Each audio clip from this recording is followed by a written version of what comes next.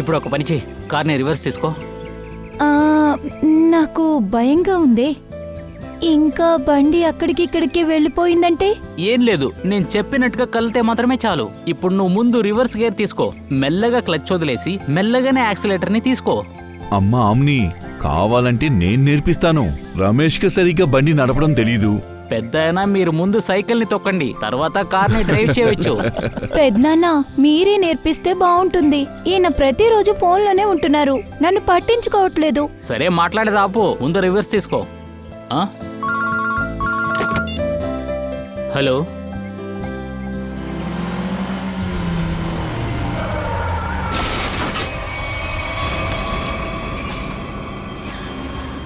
హౌళి ఏంటి ఇలా చేసావు నువ్వు? ఏంటి ఇంత కంపు కొడుతుంది?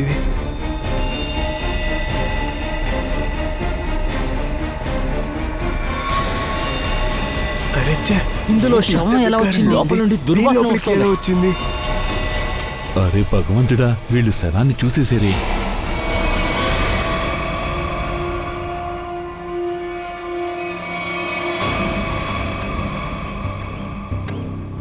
విగ్రహం ఫేస్ ని బాగానే చేశారు. నిర్లక్ష్యంగా వదిలేసినట్టు అనిపించడం లేదు.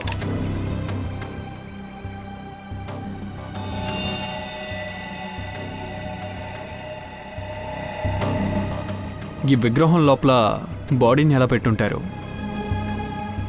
అది ఇంత జనసంచారం ఉన్న ఈ కాలనీ మధ్యలో. ఇది చాలా పెద్ద కాలనీలా ఉంది, జనసంచారం కూడా ఎక్కువగానే ఉంది.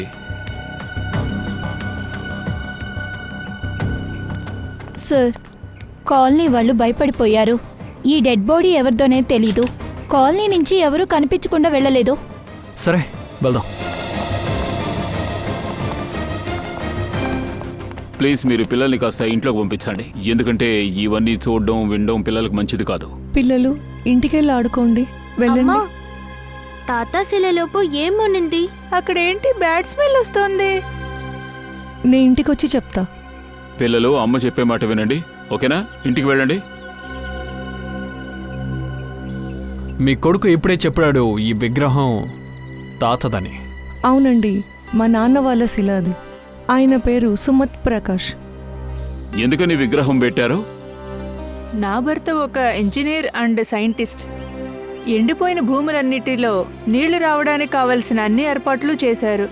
దానికి సంతోషపడి గవర్నమెంట్ ఆయనకి ఈ భూమినిచ్చారు. సుమిత్ ఒక పెద్ద మహానుభావుడు. తను ఆ భూమిని కాలనీకే దానం చేశాడు. మేము కూడా ఆ స్థలం మీద పిల్లల కోసం పార్కు కట్టాం. ఆయనకు మర్యాద చేసే విధంగా పార్కులో శిలను నాటాం. కానీ ఒక్క విషయం బాగా అర్థమవుతోంది, రీసెంట్గానే ఆ శవాన్ని తీసుకెళ్లి అందరూ పెట్టారు. అవును, కొద్ది నెలల ముందు కావచ్చు. అవును, ఈ విగ్రహాన్ని ఎప్పుడు పెట్టారో ఏమిటో గుర్తుందా మీకు? ఎందుకంటే ఒకవేళ శవాన్ని అప్పుడే లోపల పెట్టుండొచ్చు. ఎలా చెప్తున్నారు సార్? దీనికి సాధ్యమే లేదు. ఏ సంవత్సరం సుమిత్ సార్ చనిపోయారో ఆ సంవత్సరమే ఈ స్టాచ్యూని మేము పెట్టాం. ఏం లేదన్నా 39 సంవత్సరాలైంది. 39 సంవత్సరాల క్రితమా?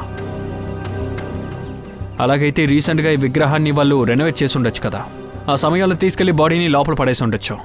లేదు, ఈ శిలని ఎప్పుడు పాతామో ఆ రోజు నుంచి శిలని మెయింటైన్ చేయలా, అలాగే మార్చలా. అదెలా సాధ్యం అవుతుంది? కొన్ని నెలల ముందు చనిపోయిన వారు బాడీ ఈ విగ్రహంలోకి ఎలా వెళ్తుంది? ఖచ్చితంగా రాత్రి చీకటి పడిన తర్వాత ఈ పని జరిగి ఉంటుంది. అందుకే మీ ఎవరికీ తెలియలేదు. పూర్వి, ఓసారి వాచ్మెన్ ఎంక్వైరీ చేయి. సార్, ఈ కాలనీలో 200 పైన జనాలు ఉన్నారు. అలాగే ఈ విగ్రహాన్ని మార్చుంటే ఎవరైనా చూసేవాళ్ళు. అయినా ఇక్కడ ఎవరు అలా చూడలేదు. సార్, 2 వాచ్మెన్లు ఉన్నారు. ఒకళ్ళు డే, ఇంకొకళ్ళు నైట్. శిల్పం రెనోవేషన్ ఎవరూ చూడలేదని చెప్తున్నారు. ఆశ్చర్యంగా ఉంది. రెనోవేషన్ వర్క్ జరగకపోయి ఉంటే బాడీ ఎలా దీని లోపలికి వెళ్ళుంటుంది? 39 సంవత్సరాల క్రితం ఈ బ్రౌన్ విగ్రహం పెట్టారు. దాన్ని పెట్టిన తర్వాత ఎవరూ దాన్ని క్లీన్ చేయలేదు, రెనోవేషన్ కూడా చేయలేదు, సేఫ్టీ కూడా చేయలేదు. ఇవాళ బ్రౌన్ విగ్రహం లోపల ఒక డెడ్ బాడీ కూడా మనకు దొరికింది. కానీ ఆ కాలనీలో ఉన్న 40 మంది కూడా చెప్తున్నారు, కానీ వాళ్ళు ఏమీ చూడలేదని. అసలు ఇది ఎలా జరుగుంటుంది? ఒక విగ్రహం లోపల డెడ్ బాడీయా? 2 విషయాలే నాకు తెలుస్తున్నాయి. ఒకటి, పాత విగ్రహం లోపల ఈ బాడీని పెట్టుండాలి, లేకపోతే కొత్తగా విగ్రహం చేసేటప్పుడే ఈ బాడీని అందులో పెట్టుండాలి. ఆ కొత్త విగ్రహాన్ని ఆ పాత విగ్రహం ఉన్న చోట పెట్టి ఆ పాత విగ్రహాన్ని ఇక్కడ దాచుండాలి. దాని తర్వాత దాన్ని కట్ చేసుంటారు. దాని తర్వాత దాన్ని వెల్డింగ్ చేసి జాయింట్ కూడా చేసుంటారు.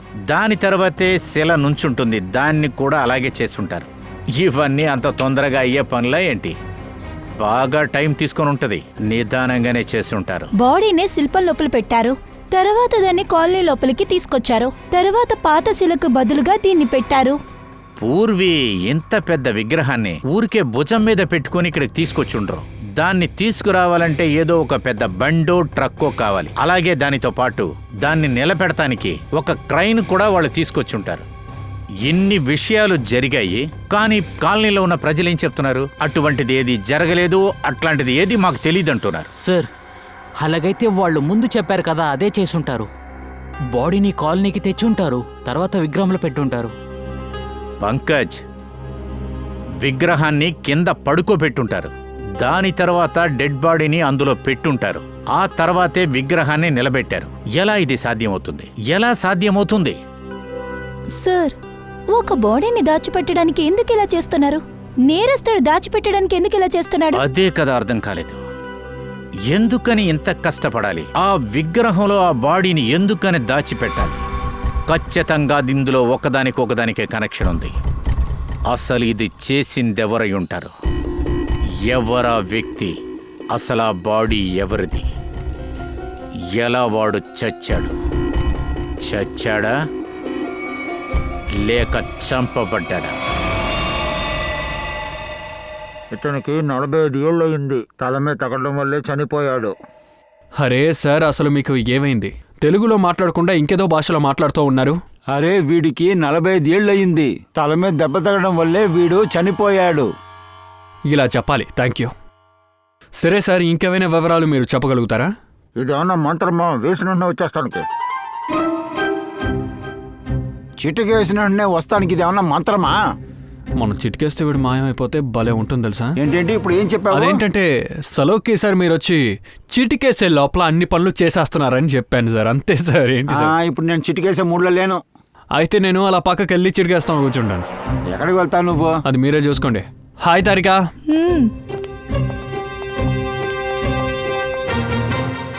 ఏదైనా ఐడి నీకు దొరికిందా? లేదు. నో ఐడి, నో వాలెట్, ఏమీ లేదు. అంతేకాదు, ఈ డ్రెస్ యొక్క పరిస్థితి చూడండి. ఇలా చూడు బ్రదర్, చిటికేశారా? కానీ నేను మీకు ఒక్క విషయం చెప్పగలను. అర్రర్రే, నేను చిటికేసాను కదా సార్. నాకు తెలుసు తారిక, నేను బాధపడితే మీకు ఇష్టం ఉండదు కదా. చెప్పండి. ఒక్క విషయం చెప్పగలను, ఈ బాడీ ఎంతసేపు ఆ శిలలో ఉంది అని. అలాగా? ఎంతసేపు? ఈ శిల బ్రౌన్ శిలలో దాచిపెట్టి ఉంది. క్లైమేట్ చేంజెస్ ఎలాంటి బాధింపు తీసుకురాలేదు. ఈ టెస్ట్ తర్వాత ఏం తెలిసిందంటే, అదేంటంటే 2 నెలలుగా ఈ బాడీ ఆ శిలలోనే ఉంది. ఓ, అలాగైతే ఈ మనిషిని 2 నెలల ముందు చంపారు. అలానే ఉంది. కానీ సార్, ఆ సైడ్లో పెట్టినప్పుడు ఈ బాడీని ఎలా ఎవరూ చూడలేదు? విగ్రహం 39 సంవత్సరాల పాతదని కాలనీలో ఉన్నవాళ్ళు చెప్పారు.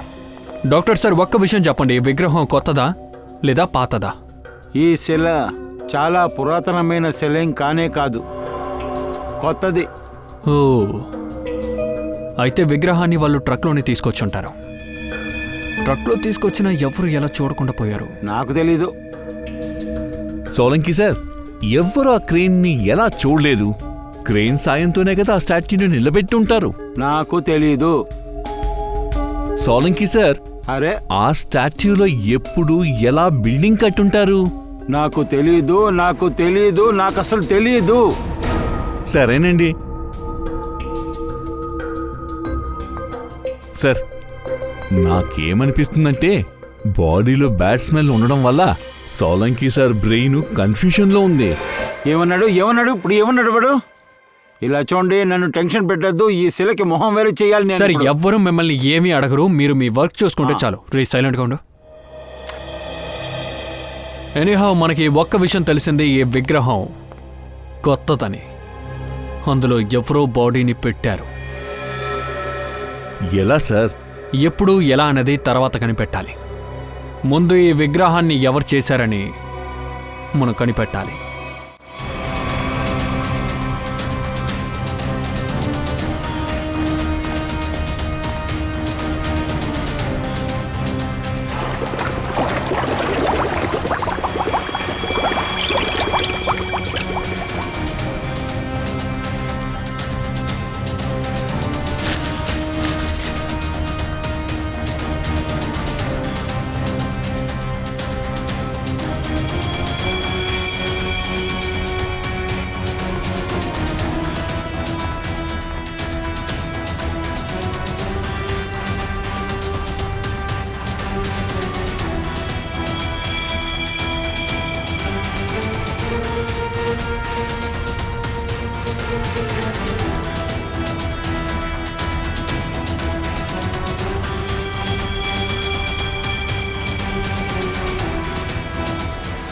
ఆయన ఇంట్లో ఒంటరిగా ఉన్నారు. ఎప్పుడు నేను బయట నుంచి ఇంటికి వచ్చానో దొంగలు ఆయన మెడని కోసేసి ఉంచారు.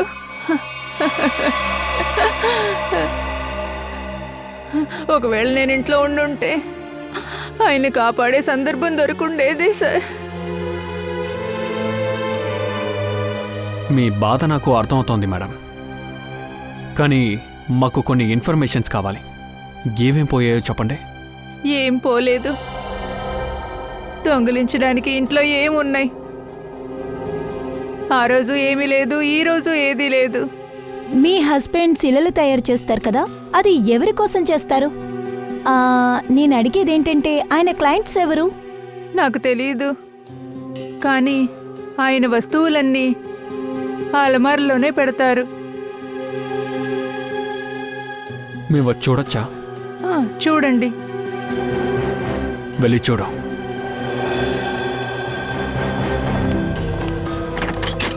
అర్చన మ్యామ్, నాకు తెలిసినంత వరకు ఇవన్నీ దొంగతనం అయ్యుండదు.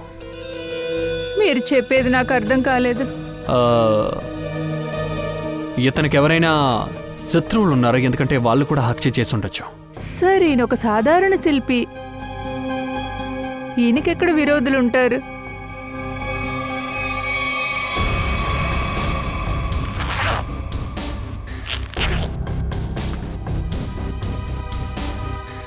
సార్, ఫ్రెడీ, ఈ ఫైల్ చాలా స్టాట్యూస్తో పాటు చాలా న్యూస్ పేపర్ కట్టింగ్లున్నాయి. ఆయన ఏమేం శిలలు చేస్తారో వాటి రికార్డు ఈ ఫైల్లోనే పెడతారు. అండ్ సార్, దీన్ని చూడండి. విషయం ఇదన్నమాట. 1976లో సుమిత్ విగ్రహాన్ని ఇతనే చేశారు. అర్చన మ్యామ్, విగ్రహం చేసేవాళ్ళు మామూలుగా వాళ్ళు చేసిన విగ్రహం యొక్క అచ్చుని మామూలుగా దాచి ఉంచుకుంటారు. ఎందుకంటే విగ్రహం విరిగిపోతే మళ్ళీ చేస్తారు కదా. ఇతను కూడా దాచిపెట్టుకున్నారా? ఆయన అచ్చులన్నిటినీ వెనకే పెడతారు. ఆ చోటు మాకు చూపిస్తారా?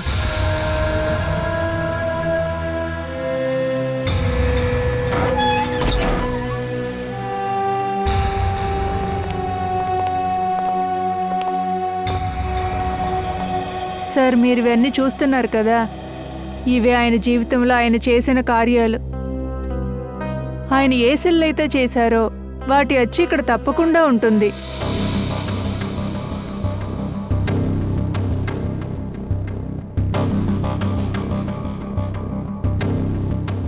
ఆ విషయం తెలియడం లేదే.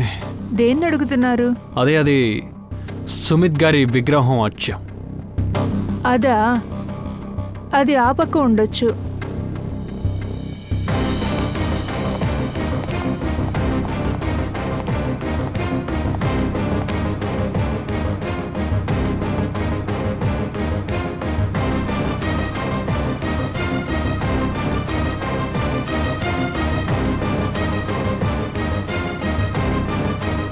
మీరు దేన్ని చూస్తున్నారు?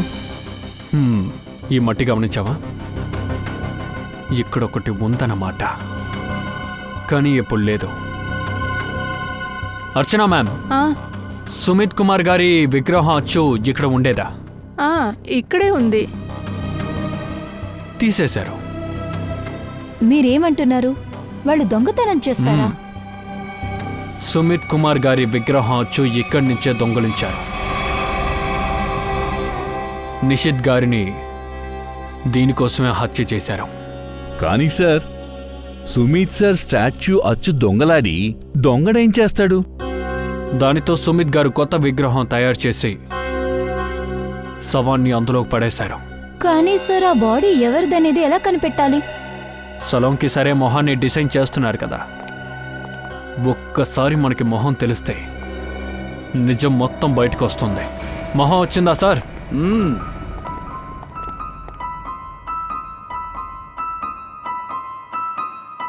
ఇలా చూడండి బాస్, వీడే ఆ చనిపోయిన వ్యక్తి.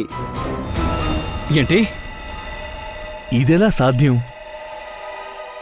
ఏంటి డాక్టర్ సార్ ఆడుకుంటున్నారా? ఏయ్, నేనేం ఆటలేదు. ఈ వ్యక్తి మొహం ఇలాగే ఉంటుంది, చూడు. నాకు తెలుసు సార్, అప్పుడే తెలుసు. ఇతను చేసే విషయాలకి కేసు మొత్తం తలకిందులుగా మారిపోతుందని. ఏంటే వాగుతున్నావు? నేనెందుకు ఇలా చేస్తాను? అసలు నీకేమైంది? అభిజిత్, నువ్వేం చెప్తున్నావు? ఇది చూడు, ఇది అతని మొహమే. ఇతనెందుకు ఆడుకుంటారు? నేను ఎందుకు చెప్తున్నానంటే, ఇతను సృష్టించిన మొహం ఉంది కదా, అది విగ్రహం మొహం. సుమిత్ సార్ మొహం అతను 39 సంవత్సరాల క్రితమే చనిపోయారు. ఇంకా ఈ మొహానికి మేసం పడితే సరిపోతుంది. ఏం మాట్లాడుతున్నావయ్యా? మీరే సార్ చెప్పాలి, మీరే కదా చేశారు. ఆ పుర్రె ఏం చెప్పిందో అదే నేను చేశాను. ఆ మనిషిని నేను చూడలేదు కదా. ఇప్పుడు చూడండి సార్, ఇదిగో ఇదే ఆ విగ్రహం. నేను చేసిన మొహంలాగే ఈ ఫోటోలో కూడా ఉంది. ఇదెలా సాధ్యం? ఈ వ్యక్తి 39 సంవత్సరాల క్రితమే చనిపోయారు. ఇప్పుడు ప్రాణాలతో ఉంటే 80 ఏళ్ళు ఉంటుంది. ఇంకా మీరే కదా సార్ చెప్పారు చనిపోయిన వ్యక్తికి 45 ఏళ్ళే ఉంటుందని. ఇది ఎలా పాసిబుల్? ఐఎమ్ సారీ బాస్, నాకు లీవ్ అది కావాలి. మీరే చూసుకోవాలి. ఆ విగ్రహం లోపల ఎలా శవాన్ని తీసుకెళ్లి పెట్టారని మనం ఆలోచిస్తూ ఉంటే, ఇప్పుడు మనం చూడాల్సింది Sumit sir body Sumit sir విగ్రహం లోపలికి ఎలా వచ్చిందని, ఎందుకు వచ్చిందని. సార్, ఏమైనా తెలిసిందా ఆ బాడీ గురించి? ఇలా చూడండి, ఆ విషయం గురించే మేము ఇక్కడికి.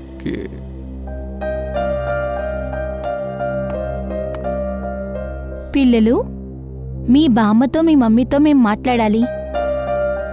మేము మాట్లాడే విషయాలు మీరు వినకూడదు. సో ప్లీజ్ మీరు లోపలికి వెళ్ళండి. ఏ, మేమెందుకు అడగకూడదు? ఇది పెద్దవాళ్ళ మాటలు. ఇక్కడ మీకు పని లేదు. మాకు తెలుసు, మా తాత శిలలో నుండి డెడ్ బాడీ దొరికింది కదా, ఆ విషయం గురించి చెప్పాలనేగా వచ్చారు. అవును, ఇంకా కొన్ని ముఖ్యమైన విషయాలు కూడా ఉన్నాయి. మీరు మంచి పిల్లలే కదా, చెప్పండి. ప్లీజ్ లోపలికి వెళ్ళండి.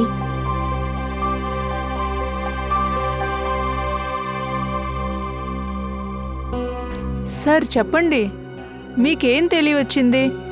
యాక్చువల్లీ ఈ కేసు విషయంలో మేము అందరూ కొంచెం కన్ఫ్యూజ్డ్గా ఉన్నాము. నాకు తెలిసి మీరు మాత్రమే ఒక పరిష్కారం ఇవ్వగలరు. ఏం ఆలోచన? అది నేనెలా తీర్చగలను? అదేంటంటే, ఇంకా చెప్పాలంటే వీళ్ళందరూ నా కుటుంబ సభ్యుల్లాంటి వాళ్ళు. పెళ్లి చేసుకుని వచ్చినప్పటి నుండి ఈ కాలనీలోనే నేనుంటున్నాను. వీళ్ళకి అన్ని విషయాలు తెలుసు. మీరేం అడగాలనుకుంటున్నారో వీళ్ళ ముందే అడగండి. సరే, మీ భర్త సుమిత్ సార్ చనిపోయి ఇంతటితో 39 సంవత్సరాలు అవుతోంది. కానీ సుమిత్ సార్ విగ్రహం నుంచి మాకొక డెడ్ బాడీ దొరికింది. ఆ శవం సుమిత్ సార్దే.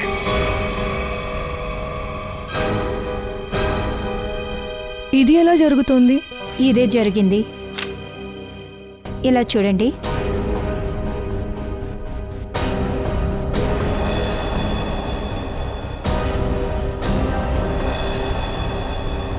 మీరెలా ఇంత ఖచ్చితంగా చెప్పగలుగుతున్నారు? ఇదంతా సాధ్యమే కాదు. ఖచ్చితంగా మీరెక్కడో తప్పు చేస్తున్నారు. ఏ తప్పు చేయలేదు. ఇదొక సైంటిఫిక్ మెథడ్. స్కల్తో దీని రూపాన్ని సృష్టిస్తారు. అప్పుడు ఈ ముఖమే వస్తుంది. సుమిత్ సార్, కానీ మా నాన్న డెడ్ బాడీ ఎలా వచ్చింది? ఇది అసాధ్యం. అంతేగా, డెడ్ బాడీకి ఒక 45 సంవత్సరాలు ఉంటుంది. మీ నాన్న ఇప్పుడు ప్రాణాలతో ఉంటే అతనికి ఒక 80 సంవత్సరాలు ఉంటుంది. ఇప్పుడు విషయం ఏంటంటే ఒక 85 ఏళ్ళ వ్యక్తి ఎలా 45 ఏళ్ళకి మారారు? ఏంటి ఇవన్నీ నాకెలా తెలుసు? మీ ఎవరికి తెలియకపోతే మాకెలా తెలుస్తుంది? మొహం ఏమో అచ్చు మీ భర్తదిలాగే ఉంది. సార్, ఆయన చనిపోయిన తర్వాత ఆయన అంతిమ సంస్కారాలన్నీ నేనే చేశాను. కానీ ఎవరైనా శవాన్ని మార్చుండొచ్చు, లేక ఏదైనా విషయంలో ఆయన బతుకుండుంటే అప్పుడు కూడా 85 ఏళ్ల మనిషి 45 ఏళ్లుగా మారడానికి ఛాన్సే లేదు. అదే మేడం, ఆ విషయమే మాకు కన్ఫ్యూజ్గా ఉంది. సరే మేడం, మీ ఫ్యామిలీలో ఇంకెవరైనా మెంబర్స్ ఉన్నారా? చూడ్డానికి అచ్చం సుమిత్ సార్ లాగా ఉండేవారు. లేదు, ఆయన నాకు తెలిసినప్పటి నుండి, మాకు పెళ్ళైనప్పటి నుండి నేను అటువంటి వాళ్ళని ఎవరిని చూడలేదు. అలా ఎవరూ లేరు. ఎందుకంటే చనిపోయిన వ్యక్తి యొక్క మగం ఇంచుమించు మీ భర్తదిలాగే ఉంది. వాళ్ళిద్దరి మధ్య బంధుత్వం ఉందా లేదా ఇది తెలుసుకోవడానికి మాలతి మీరు మాకు సహాయం చేయాలి. ఎలాంటి సహాయం? మీరు తప్పుగా అనుకోకపోతే మీ డిఎన్ఏని ఆ బాడీతో మేము మ్యాచ్ చేసి చూడాలి. నిజానికి చూస్తే ఇప్పుడు ఈ ఒక్కదారి మాత్రమే ఉంది.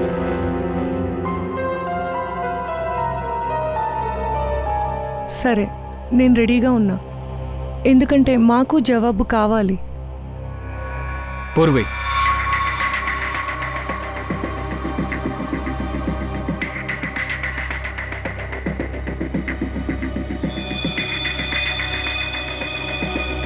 Thank you. మనం తర్వాత కలుద్దాం. అప్పుడు నా దగ్గర సమాధానం ఉంటుంది. తారిక, డిఎన్ఏ రిపోర్ట్ వచ్చిందా? పార్షియల్ మ్యాచప్. ఏంటి పార్షియలీ మ్యాచా? చూసారా, అయితే సలోంకి తప్పు చేయలేదన్నమాట. ఈ వ్యక్తి సుమిత్ ఫ్యామిలీకి చెందినవాడే. తండ్రి డిఎన్ఏ ఈ అమ్మాయి దగ్గర ఉంది, ఈ డెడ్ బాడీలో కూడా ఉంది.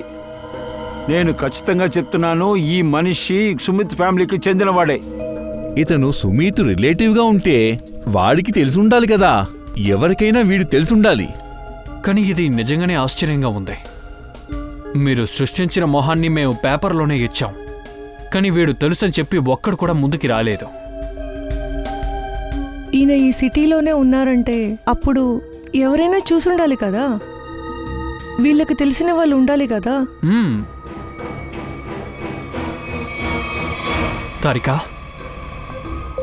మీరొక జీనియస్. అలా నేనేం చెప్పాను? కేస్ సాల్వ్ చేశారు. ఒకవేళ ఈ వ్యక్తి ఫారినర్ అయ్యి ఉండొచ్చు కదా. చనిపోవడానికి కొన్ని రోజులకు ముందు ఇక్కడికి వచ్చి ఉండొచ్చు. ఓ, అందుకే వీడు ఎవరికీ కనిపించట్లేదు.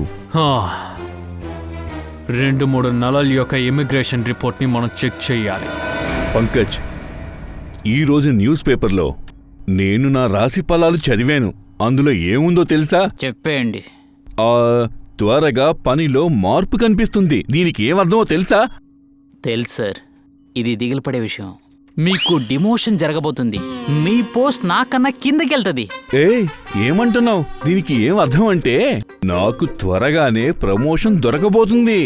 గత వారం రోజులుగా నాకు ఇలాగే అనిపిస్తుంది. నాకైతే అలాగా అనిపించలేదు.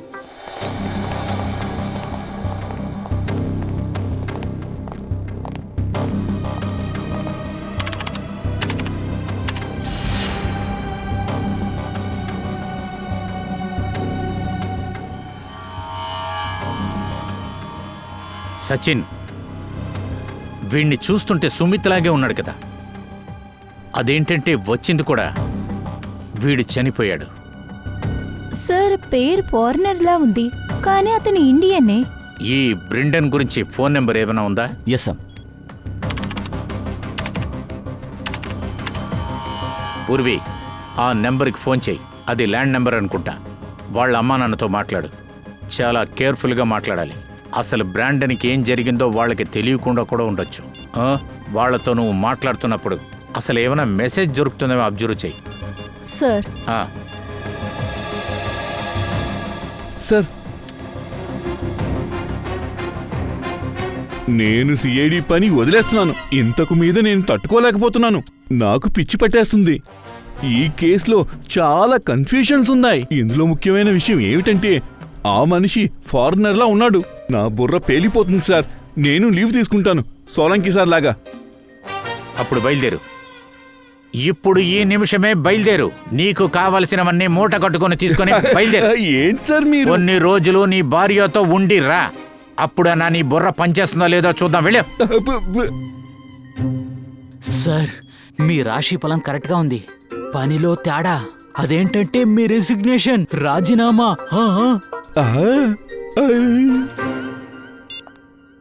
సార్, ఏంటి పూర్వి, మాట్లాడావా? మాట్లాడాను. ఇంకొక ఆశ్చర్యమైన విషయం తెలిసింది. ఏంటది? ఈ బ్రెండెన్ సుమిత్ వాళ్ళ అబ్బాయి. బెండన్ సుమిత్ కొడుక? అదేలాగా? తన మొదటి పెళ్లి సుమిత్ బేట్రస్ అనే ఫారినర్ 1971లో పెళ్లి చేసుకున్నారు. పిల్లలు పుట్టిన తర్వాత ఆ లేడీ చనిపోయింది. ఆయన భార్యని కోల్పోయారు. ఆయన పిల్లలతో ఇండియా రావాలని అనుకున్నారు. కానీ ఆయన వాళ్ళ భార్య ఇంట్లో పిల్లల్ని వదలలేదు. అందుకని ఆ పిల్లల్ని తాతయ్య బామ్మ దగ్గర వదిలేసి ఇండియా వచ్చారు. ఇండియాకి వచ్చిన తర్వాత అర్చనాని పెళ్లి చేసుకున్నాడు. తన పాత జీవితాన్ని దాచాడు. దాచిపెట్టి ఎవరికి ఏమీ చెప్పలేదు. Yes sir. అది సరే, ఈ బెండన్ ఎందుకోసం ఇండియాకు వచ్చాడు? అసలు ఏం విషయంగా వచ్చాడు? తన తాత బామ్మ చనిపోయిన తర్వాత ఆయన మరణం గురించి తెలిసింది.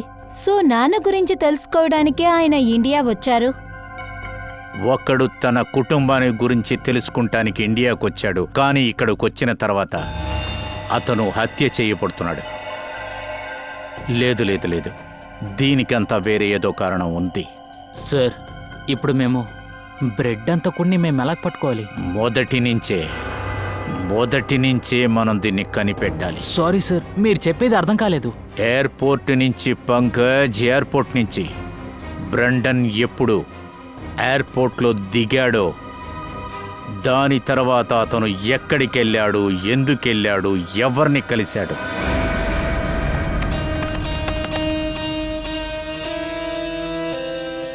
సార్, ఈ footage airport arrival gate Brandon immigration నుంచి బయటకు వచ్చింది. సార్, ఇతనే బ్రాండన్. ఇదిగో. ఆ క్యాప్ పెట్టుకున్నవాడు బ్రాండన్ మీట్ అవడానికి వచ్చాడు. కానీ వాడి మొహం సరిగ్గా తెలియడం లేదు. కొంచెం జూమ్ చేయి.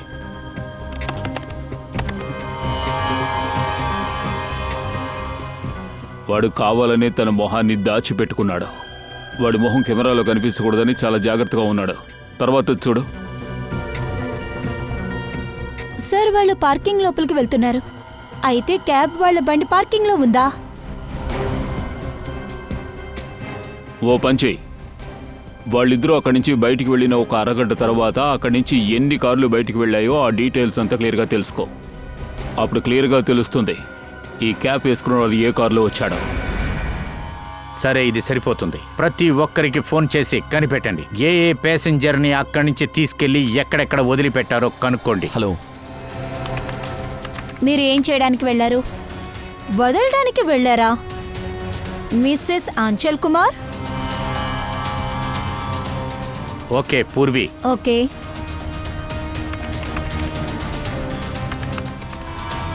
Okay, done.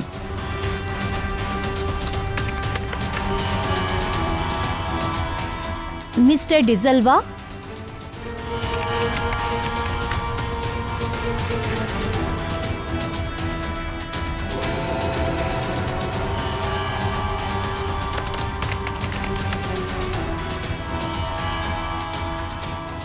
ఓకే పూర్వి, ఇంకా ఒక నెంబరే బాకీ. VH543259. ఫోను తీయట్లేదా? ఈ అనిల్ గాడే బ్రాండన్ని పికప్ చేసుకుంటానికి ఎయిర్పోర్ట్కి వచ్చుంటాడు. సార్, ఒకవేళ అనిల్ బ్రాండన్ని హత్య చేశాడా? అలా కూడా అయ్యుంటుంది పూర్వి. కానీ ఒక విషయం కన్ఫామ్, ఈ అనిల్కి ఇందులో ఏదో ఒక కనెక్షన్ ఉంది. ఈ హత్యకి అతనికి ఏదో సంబంధం ఉంది. ఎందుకు డోర్ ఓపెన్ చేయట్లేదు? ఎస్, మీరెవరో? మీకేం కావాలి? మీ ఓనర్ అనిల్ గారిని కలవాలి. ఎక్కడున్నారు? ఆయన లేరు. ఆయన నుంచి అడుగుతున్నారు. ఇలా చూడండి, ఊరికే ఇబ్బంది పెట్టారంటే పోలీసుని పిలుస్తాను నేను. మేము సిఐడీస్. సిఐడినా? ఇదేంట్రా ఇది ఇలా అయిపోయింది?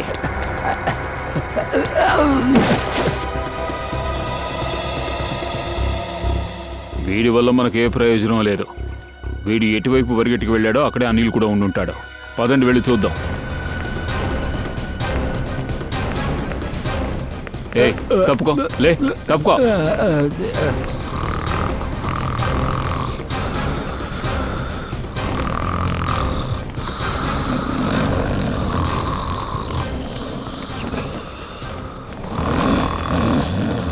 ఇతనే అనిల్ అయి ఉంటాడు.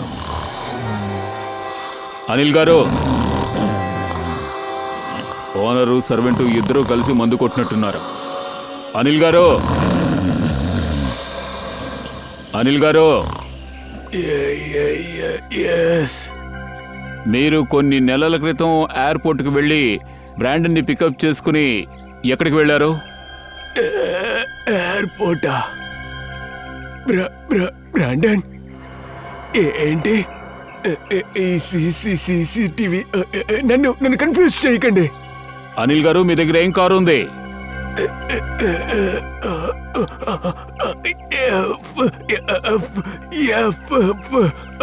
నిజమేమిటంటే ఈ బంగ్లా కూడా మీది కాదు, ఆ కారు కూడా మీది కాదు. ఓరి భగవంతుడు!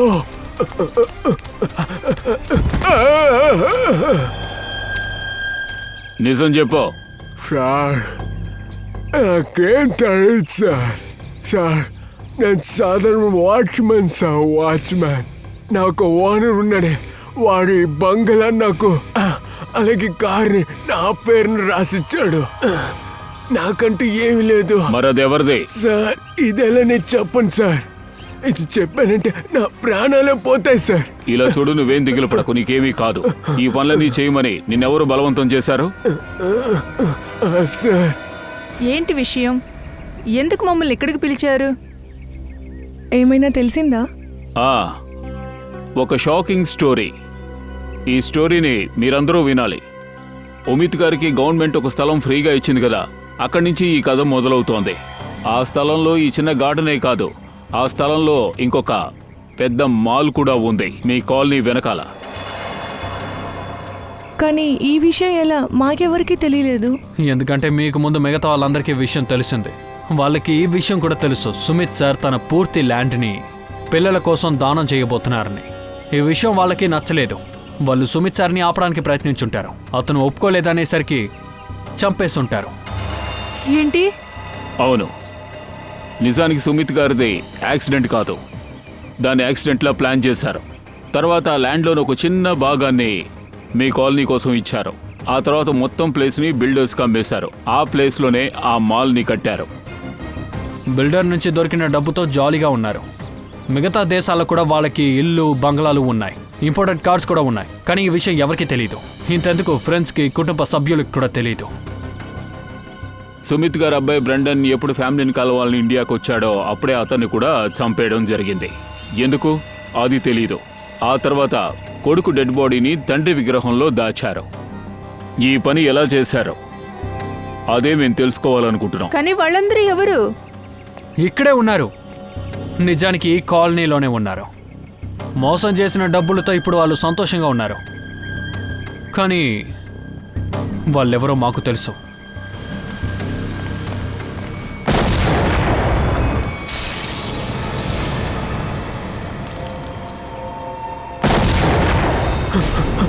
పరిగెత్తండి, పరిగెత్తండి త్వరగా. అదిగో అటువైపు వెళ్ళండి, త్వరగా వెళ్ళండి. అందరూ ఇక్కడి నుంచి పరిగెత్తండి. పరిగెత్తండి అందరూ, పరిగెత్తండి అటువైపు. జాగ్రత్త పిల్లలు, జాగ్రత్త.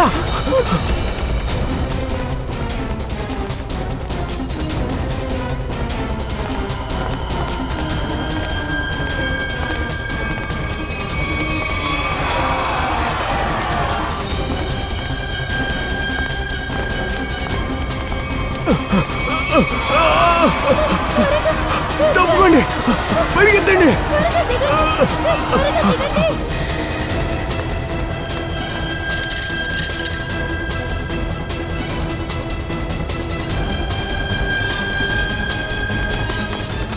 ఆనంద్ ఆనంద్ జాగ్రత్త. ఏయ్, అసలు ఏం చేస్తున్నావు నువ్వు?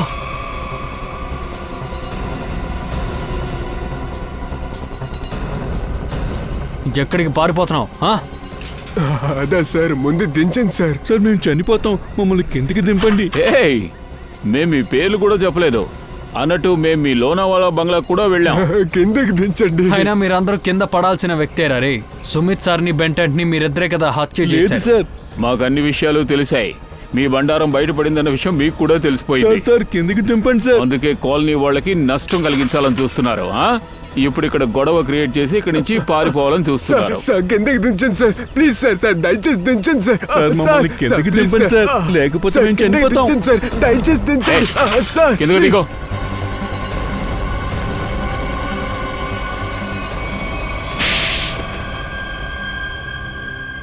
ఆయన మీ ఫ్రెండే కదా, ఆయన్నెందుకు మీరు చంపారు? ఎందుకంటే వాళ్ళు స్నేహం కన్నా డబ్బులకే ఎక్కువ విలువిచ్చారు. బ్రెండన్ని ఎందుకని చంపారు?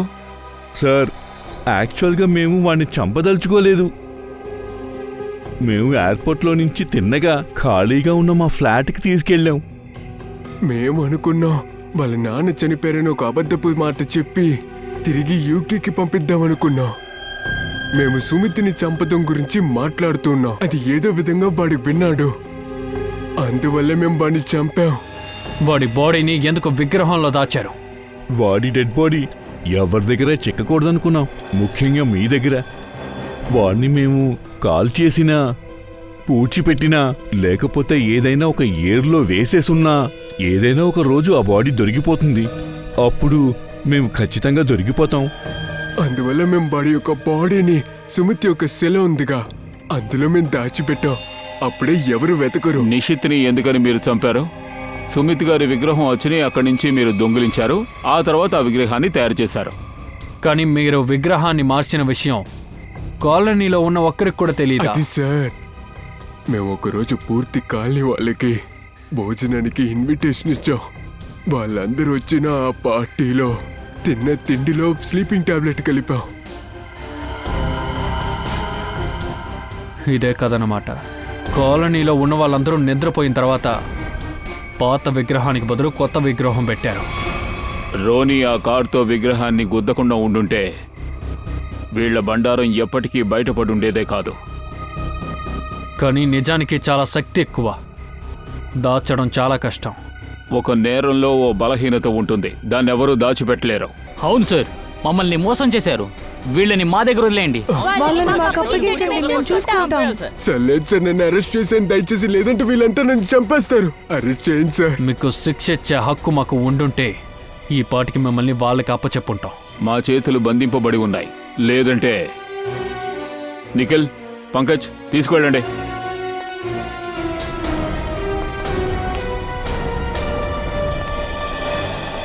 బాబు, మీ అందరికీ ధన్యవాదాలు తెలుపుకుంటున్నాను. నా సమస్యలన్నీ తీర్చారు. దాక్కున్న నేరస్తులందరినీ బయటికి తీశారు. ఇది మా బాధ్యత, కానీ మేము పూర్తి ప్రయత్నం చేస్తాం. ఆ మాల్ని ఎలాగో అలా మీకు ఇప్పించేలా చూస్తాం. మీ భర్తకి ఒక కళ ఉండేది, అది ఖచ్చితంగా నెరవేరుతుంది. మీరు బాగుంటారు. బాగుండండి.